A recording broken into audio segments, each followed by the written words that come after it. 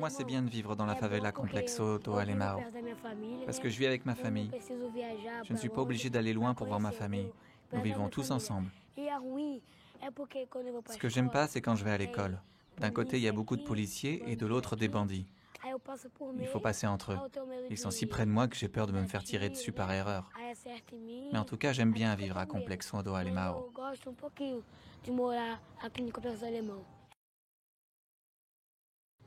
Nous étions ici en train de jouer avec nos téléphones quand tout à coup, ils sont venus ici et ont commencé à tirer. Ma mère avait peur. Quand nous l'avons vu, une balle avait déjà frappé et était là, dans la porte. Maman a fait sa prière et s'est couchée.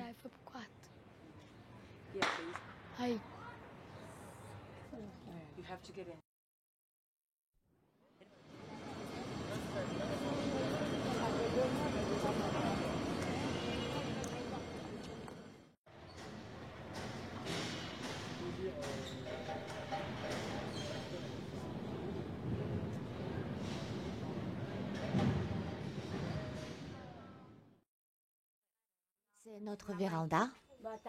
C'est là qu'on fait sécher les vêtements. Et là, on garde nos oiseaux, des poules et des canards. Les canards se promènent partout.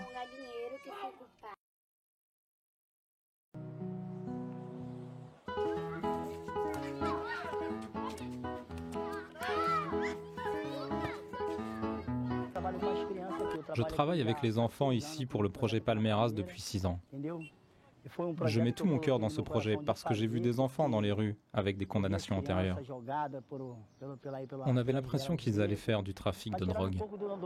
Il a cessé de jouer parce qu'il n'avait pas de chaussures de foot. On l'a sélectionné pour jouer à Gavea parce que c'est un bon attaquant. Mais pour jouer à Gavea, il devait aller à l'école. C'est pour cette raison qu'il a arrêté le football.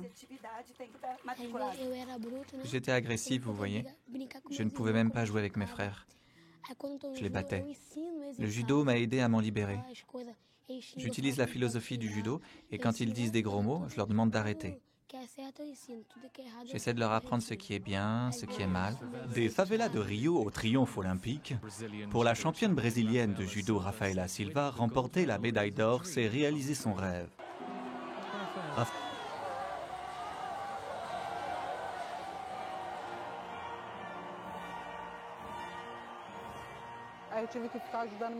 Ma mère travaillait dans un petit magasin où elle vendait des réservoirs de carburant. Je l'aidais à les porter.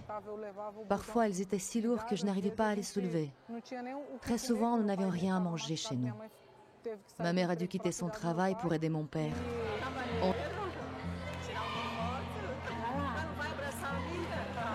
Parce que j'avais vu une fois Rafaela avec ses élèves à la télé. Tout le monde criait « Vas-y, Rafaela !» Je viens de m'en souvenir.